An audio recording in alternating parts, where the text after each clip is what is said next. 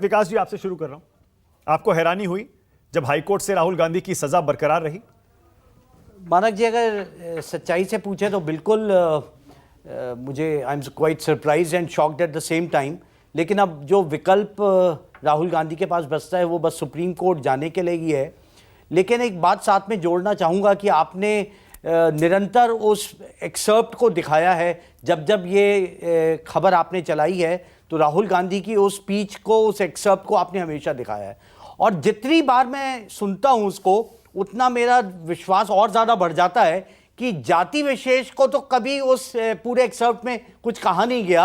अगर किसी व्यक्ति को लेकर के उन्होंने कुछ टिप्पणी करी है, वो तो कंप्लेनेंट है नहीं, और जाति सूचक की तरफ से कंप्लेंट आ गई है।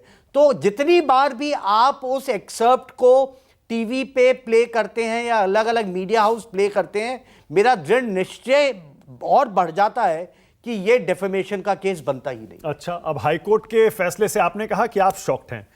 अब लेकिन राहुल सुप्रीम कोर्ट में जाने के अलावा और कुछ कर सकते हैं क्या? और क्या वो वही दलीलें लेकर जाएंगे जो उन्होंने लोअर कोर्ट में और हाई कोर्ट में रखी थी, या फिर लगता है आपको लीगल स्ट्रैटेजी बदलने पर विचार हो रहा होगा? नहीं, देखिए, लीगल स्ट्रैटेजी के लिए मानक जी कोई बड़ी आवश्यकता नहीं है, क्योंकि उनके पास अभिषेक मनु सिंघवी जैसे धुरंधर वकील हैं, और जो क्वेश्चन ऑफ लॉ है और जो फैक्ट है वो तो सेम ही रहेगा। जो आपका हाई कोर्ट में आर्ग्यूमेंट है वही सुप्रीम कोर्ट में आर्ग्यूमेंट रहेगी। और मैं वही आपको कह रहा हूं कि जिस व्यक्ति विशेष को वो कह रहे हैं वो तो कंप्लेनेंट है नहीं, और जाति सूचक बना करके अगर कंप्लेंट, देखिए, हमने भी पिछले 30-40 साल से पॉलिटिक्स को फॉलो किया है। राजनीतिक स्फीयर में कमेंट्स होते हैं, उसको पॉलिटिकल स्फीयर में ही निपटाया जाता है। ये अभी कुछ सालों का प्रचलन बन गया है कि पॉलिटिशियंस कोर्ट का सहारा लेते हैं जहां उनकी सबूलियत होती है, और जहां सबूलियत नहीं होती तो वो टिरनी ऑफ द अनइलेक्टेड की बात कह करके चले जाते हैं। पर लेकिन कोर्ट तो साफ साफ कह रही है ना, कोर्ट विकास जी कह रही है कम से कम 10 क्रिमिनल केस इनके खिलाफ पेंडिंग है, कुछ और केस भी हैं, सावरकर वाला केस है। सजा पर रोक लगाना बिल्कुल ठीक नहीं है। और वो ये भी कह रहे हैं, कोर्ट ये भी कह रही है, जैसे मैंने शुरू में भी बताया था, कि राजनीतिक जो लोग होते हैं ना, अब ये समय आ गया है, दिस इज हाई टाइम कि उनकी पृष्ठभूमि साफ होनी चाहिए। नहीं, पृष्ठभूमि बिल्कुल साफ होनी चाहिए। जो हीनियस क्राइम है उनके लिए किस तरह से आप काम कर रहे हैं, MP MLA कोर्ट्स बनाई गई हैं, लेकिन फिर भी मुकदमे उसमें विलंबित पड़े हुए हैं। कितने पार्लियामेंटेरियंस हैं, कितने मिनिस्टर्स हैं जिन पे डेफेमेशन के नहीं, हीनियस क्राइम के ऑफेंसेस उनकी ट्रायल चल रही हैं, वो कन्विक्टेड नहीं है, इसीलिए वो अभी MP MLA और मंत्री बने हुए हैं। लेकिन वो क्यों डिले हो रहा है ये भी अब समझ में आ रहा है। मैं एक काम करता हूं, मैं वो वीडियो फिर से प्ले करता हूं, राहुल गांधी का वो स्पीच का वो छोटा सा हिस्सा, क्योंकि आप कह रहे हैं आप जितनी बार उसे सुनते हैं आपको और यकीन हो जाता है कि राहुल गांधी निर्दोष है। मैं फिर से प्ले कर रहा हूं उसको, और मैं चाहूंगा कि आप अपनी लीगल स्ट्रैटेजी मुझे बताएं। आप राहुल गांधी के वकील होते तो आप क्या करते? जरा एक बार फिर से प्ले करिए, राहुल गांधी ने क्या कहा था 2019 में। अच्छा, एक छोटा सा सवाल, इन सब के नाम, इन सब चोरों के नाम मोदी मोदी मोदी कैसे हैं? नीरव मोदी, ललित मोदी, नरेंद्र मोदी, और अभी थोड़ा ढूंढेंगे तो और बहुत सारे मोदी निकलेंगे। साफ साफ कह रहे हैं वो, सारे चोरों के नाम मोदी क्यों निकलते हैं? फिर वो कह रहे हैं कि और ढूंढेंगे तो और मोदी निकलेंगे। ये किसी इंडिविजुअल के खिलाफ तो नहीं सुनाई दे रहा मुझे। मानक जी, एक बात बताइए कि क्या ललित मोदी यहाँ IPL में घोटाला करके लंदन में बैठे हुए हैं? हाँ। उनकी एक्स्ट्रेडिशन की प्रोसीडिंग्स पेंडिंग है या नहीं है? अगर राहुल गांधी ने कहा तो क्या गलत कहा? अगर नीरव मोदी के बारे में उन्होंने कहा, जो 7,500 करोड़ रुपया पंजाब नेशनल बैंक का लेकर के और सरकार के आंखों के नीचे से चुरा करके काजल लेकर के यहां से भाग गए, और पता ही नहीं चल रहा, ना इलाहाबाद बैंक को पता चल रहा जिनकी लेटर ऑफ अंडरटेकिंग्स वहां गई हुई है, और ना PNB को पता चल रहा जिनकी लायबिलिटीज आई हैं। अगर ये नाम वो लेकर के कह रहे हैं कि ऐसे 2 मोदी हैं और ढूंढने पे और भी हो सकते हैं, तो जाति सूचक नहीं है। उन्होंने ये नहीं कहा कि सारे ऐसे हैं, उन्होंने कहा सारे मोदी क्यों निकलते हैं। मैं फिर से सुनवाता हूं आपको। हाँ, वो क्यों निकल रहे हैं? तो अगर उन्होंने नीरव मोदी का नाम लिया, ललित मोदी का नाम लिया, तो क्या गलत कह दिया उन्होंने ये तो नहीं, ऐसा तो नहीं है कि ललित मोदी ने जो उन्होंने एलिगेशंस लगाए वो गलत थे। जिनका नाम लिया वो तो सही बोले, लेकिन वो ये क्यों बोले कि ये सारे मोदी क्यों निकलते हैं? वो क्यों निकलेंगे तो और मोदी निकलेंगे। क्यों निकल रहे हैं? अगर मोदी समाज से तो जोड़ा ना। अगर ये, मैं वही कह रहा हूं, जाति, उन्होंने ये नहीं कहा कि पूरी जाति ऐसी है, उन्होंने ये कहीं पे भी ऐसा नहीं आ रहा। उन्होंने ये कहा कि ऐसे निकलने पे ऐसी जाति का इस नाम से क्यों सरनेम से आ रहा है। अब क्या करेंगे, स्ट्रेटजी बताइए ना। ये देखिए, ये आप जो आर्गुमेंट दे रहे हैं, मुझे यकीन है लोअर कोर्ट में, हाई कोर्ट में राहुल के वकीलों ने आर्गुमेंट दिया होगा, ये आर्गुमेंट दिया होगा जो नहीं माना गया। मानक जी, अगर पॉलिटिकल स्लगफेस्ट को आप अपनी कन्वीनियंस से कोर्ट के जरिए आप उसको निपटाना चाहते हैं, तो मुझे लगता है कि राहुल गांधी को भी कोई आपत्ति नहीं होगी, वो भी देश के लड़ेंगे। और अगर जनता भी अगर वो उसको आड़ में, कोर्ट की आड़ में जा रहे हैं, तो मुझे लगता है वो भी जनता के बीच में आएंगे और जनता ये निर्धारित करेगी आकर के कि ये बात से। और सुप्रीम कोर्ट है, मुझे पूरा विश्वास है। आप क्या स्ट्रेटजी लेकर जाते? आप ये वीडियो लेकर जाते, ये वाला, और आप वहां पर इसको प्ले करते। मैं इसलिए कह रहा हूं, देखिए एक सेकंड हाँ। विकास जी, मैं इसलिए कह रहा हूं ये सवाल, क्योंकि जो पूर्णेश मोदी हैं, जो कंप्लेनेंट है, वो इसी वीडियो को आधार बनाकर राहुल के शब्दों को, एक एक शब्द को पकड़कर अपना केस मजबूत कर रहे हैं, चाहे वो लोअर कोर्ट है या हाई कोर्ट हो। आप कह रहे हैं कि आप भी इसी वीडियो को प्ले करके ये साबित कर देंगे कि राहुल निर्दोष है। मानक जी, सुप्रीम कोर्ट ये कहता है कि जिस कोर्ट के पास सस्पेंशन ऑफ सेंटेंस की पावर है, उसके पास सस्पेंशन ऑफ कन्विक्शन की भी पावर। ठीक है, डन है। ये नवजोत सिंह सिद्धू की जजमेंट में क्लियरली, जब उनको रोड रेज में, अगर आपको याद होगा, जब सस्पेंशन ऑफ सेंटेंस हुई तो सस्पेंशन ऑफ कन्विक्शन भी हो गई साथ में। आज उसी प्रिंसिपल को ना मानते हुए, अगर जब आप अपील, या तो अपील आप डिसाइड कर लिए, ट्रायल कोर्ट ये कहे कि निर्धारित समय में कोई इतनी लंबी चौड़ी अपील नहीं है, आप ये कहें कि हम डे टू डे हियरिंग करके 1 हफ्ते के अंदर इस अपील को सुनवाई करेंगे। आप एक तरफ तो अपील भी नहीं सुन रहे, सस्पेंशन ऑफ सेंटेंस कर दिया। जिस कोर्ट के पास सस्पेंशन ऑफ सेंटेंस के साथ सस्पेंशन ऑफ कन्विक्शन की पावर है, वो उसको एक्सरसाइज नहीं कर रहे। भाई, जो ग्राउंड्स आपके सस्पेंशन ऑफ सेंटेंस में बन रहे हैं, वही तो आपके सस्पेंशन ऑफ कन्विक्शन में भी ग्राउंड्स बन रहे हैं, उसको कोर्ट मान नहीं रही। मैं आप विश्वास रखिए, हो सकता है हम अगले कुछ ही दिन में फिर से वापस डिबेट पे बैठे, सुप्रीम कोर्ट में ये बातें जाएंगी, और मुझे लगता है कि राहुल गांधी को इस मुद्दे पे जरूर रिलीफ मिलेगा। ओके, मैं फिर से कह रहा हूं, आपने अपनी दलीलें तो रखी। मान लीजिए आप सुप्रीम कोर्ट में है, मान लीजिए, क्योंकि आपको तो आदत है सुप्रीम कोर्ट में जज के सामने अपना केस आर्ग्यू करने की। मान लीजिए जनता इस समय देख रही है, आप जज के सामने आर्ग्यू कर रहे हैं, आपने अभी ये वीडियो प्ले किया, आप कहें तो मैं दोबारा प्ले कर दूं? नहीं। ओके, वो वीडियो प्ले हो गया, अब आप जज से क्या कहेंगे मुझे बताइए।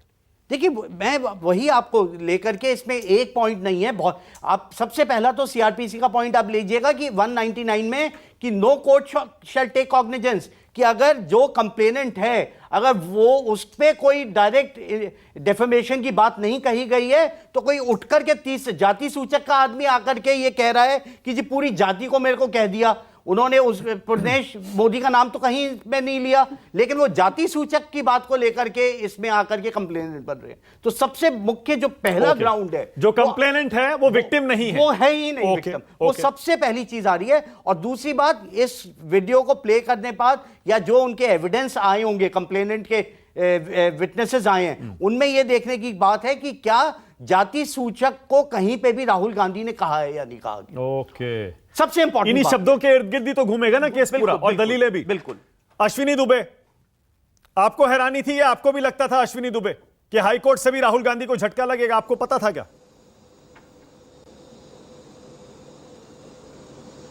जी देखिए, जिस तरीके से ट्रायल कोर्ट ने कन्विक्शन किया तमाम एविडेंसेस को कंसीडर करते हुए, और अपीलेट कोर्ट में भी कुल मिलाकर के कोई रिलीफ नहीं मिला, तो ये बात मुझे जरूर था, क्योंकि ये एक ऐसा मैटर है जिस मैटर में देश में एक मैसेज भी देना है कि पॉलिटिकल लीडर्स जो है संवैधानिक व्यवस्था और कानून से ऊपर नहीं है। और इसीलिए कोर्ट ने अपने आज के जजमेंट में कहा कि अगर हम कम सजा देते हैं तो गलत संदेश जाएगा। गलत संदेश यानी एक रिफॉर्मेटिव एक्शन की जो बात होती है, जो राजनीति में शुचिता खत्म हो गई है और लोग आरोप लगाने लगे और किसी लेवल तक जा रहे हैं, उसको लेकर के। दूसरा, हमारे लायक मित्र अभी विकास जी कह रहे थे, वीडियो बार बार देख करके ये ज्यूरी भी बन गए, कंप्लेनेंट भी बन गए, जजमेंट गिवर भी बन गए, सब बन गए। सभी चोरों का सरनेम मोदी क्यों होता है? वैसे क्या एग्जाम्पल समझिए मानक भाई, मैं बोलूं, सभी चोरों का सरनेम गुप्ता क्यों होता है? आपको बुरा लगेगा, आपकी मानहानि होगी। अगर मैं ये कहूं कि एक इंडिविजुअल चोर है तो समझ में आया कि पूर्णेश मोदी या एबीसी की नई मानहानि होती है। अब दूसरा, सुप्रीम कोर्ट की 2013 की जजमेंट का इंटेंशन, स्पिरिट ही यही है कि इस 2 या 2 साल तक की सजा पाए हुए व्यक्ति को अयोग्य करार दिया जाए ताकि वो व्यक्ति कानून की मर्यादा में रहकर काम करे। तीसरा, संविधान के तहत भारत के हर नागरिक को अभिव्यक्ति की स्वतंत्रता मिली है मानक भाई, लेकिन इसका मतलब यह नहीं है कि आपको किसी को अपमानित करने का अधिकार भी मिल गया है। चौथा, आईपीसी की धारा 499 में मानहानि को तो परिभाषित किया गया है, लेकिन कुछ बोलकर, लिखकर, पढ़कर, इशारों, तस्वीरों के जरिए किसी भी व्यक्ति की प्रतिष्ठा पर लांछन लगता है, फिर मैं पुनः कह रहा हूं, किसी भी व्यक्ति की प्रतिष्ठा पर लांछन लगता है तो मानहानि माना जाएगा। अब एक बात हम तीसरी तरफ आते हैं, क्या जजमेंट मैजिस्ट्रेट कोर्ट की जो जजमेंट है वो जजमेंट बिना किसी एविडेंस के है कि अपीलेट कोर्ट ने भी उसी लाइन पर ऑर्डर कर दिया? क्या हाई कोर्ट ने भी उसी लाइन पर ऑर्डर कर दिया? यानी जो व्यवस्था है, जिस व्यवस्था के तहत कोर्ट्स की हायरार्की बनी हुई है कि वो देख करके निर्णय देती हैं, वो हायरार्की पर आप सवाल खड़ा कर रहे हैं। अब उसके बाद एक बड़ा प्रश्न जो है वो एक खड़ा होता है कि जब मान लीजिए कि किसी केस में अगर सजा हुई, जब आप फेवर में केस आता है तो हम कहते हैं न्याय की जीत है। यहां न्यायिक व्यवस्था पर प्रश्न खड़ा करने का प्रश्न कहां से आता है? यहां पर तो प्रश्न खड़ा होना चाहिए कि उस केस में क्या पॉइंट्स हैं, क्या पॉइंट्स नहीं हैं। मैं कानून का विद्यार्थी हूं। ओके, वर्सेस लगाइए विकास गुप्ता और अश्विनी दुबे को लाइए, वर्सेस लगाइए। प्रेमचंद जी, आचार्य जी और शिवम, एक सेकंड में आ रहा हूं। देखिए, क्योंकि बड़ी दिलचस्प कानूनी बहस चल रही है।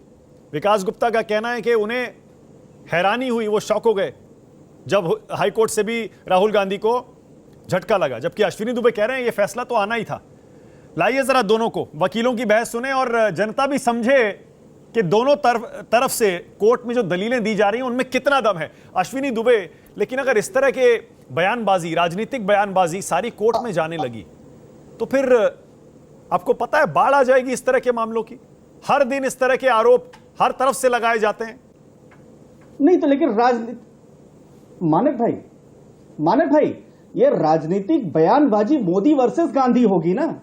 ये राजनीतिक बयानबाजी सारे मोदी, सारे दुबे, सारे गुप्ता वर्सेस सारे त्यागी, प्रेमचंद जी, मानक जी थोड़ी होगा। यानी आपको जो व्यक्ति जितना बड़ा, जो व्यक्ति जितना प्रतिष्ठा वाला, उसको उतना ही संवेदनशील होना चाहिए। एक दूसरा, 2019 में चुनावी भाषण के दौरान 2 और अथॉरिटीज ने इस बात को एग्जामिन किया था। किसने? वहां पर जो डेप्यूटी कमिश्नर थे वहां के, वो भी उस वीडियो को देखे।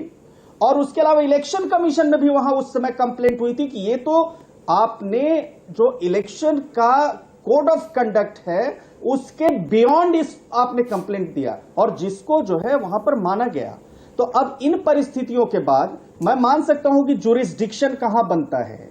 मैं मान सकता हूं कि आप ये प्रश्न खड़ा कर सकते हैं कि ठीक है, बिल्कुल आप कहीं ना कहीं लैक्यूना है लीगल फ्लॉज में, लेकिन जब तक स्पेसिफिक आप नहीं करते कि किस मोदी के बारे में आप कह रहे हैं, तो हर एक मोदी की प्रतिष्ठा, मैं तो यही समझता हूं 499-500 के तहत हर मोदी की प्रतिष्ठा धूमिल होगी। और एक और बात, भारत के संविधान का बड़ी थिन लाइन है मानक भाई, बड़ी पतली सी लाइन है फ्रीडम ऑफ स्पीच और एक्सप्रेशन और रीजनेबल रिस्ट्रिक्शंस के बीच में। बड़ी पतली सी लाइन है धर्म संसद और धर्म में दूसरे लोगों का अपमान करने के बीच में। बड़ी पतली सी लाइन है। अगर आप देखेंगे तो आपको अपनी बात मर्यादा पूर्वक, लिमिटेशन में, संवैधानिक रूप से सही कहने में, और वहीं पर उस मर्यादा को ओके, आपकी बात अगर मानूं अश्विनी दुबे, इसका मतलब सुप्रीम कोर्ट से भी निराशा हाथ लगेगी राहुल गांधी को।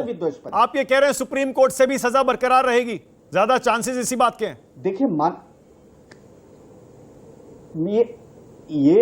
ये तो मैं माननीय सुप्रीम कोर्ट के विजडम पर डिपेंड करेगा मानक भाई, लेकिन अभी 3 कोर्टों की फाइंडिंग है, और कॉन्करेंट फाइंडिंग जब आती है तो नॉर्मल केसेस में सुप्रीम कोर्ट इंटरफेयर नहीं कर सकता। आप क्या करते अगर आप राहुल के वकील होते तो? क्या कह सकता है? आप क्या करते? कि अपील को ही डिसाइड करने के लिए अपील डिसाइड करवाते कि विद इन टाइम लिमिट में सेशंस कोर्ट जो अपील पेंडिंग है 1 महीने 2 महीने के अंदर डिसाइड कर दे। ओके,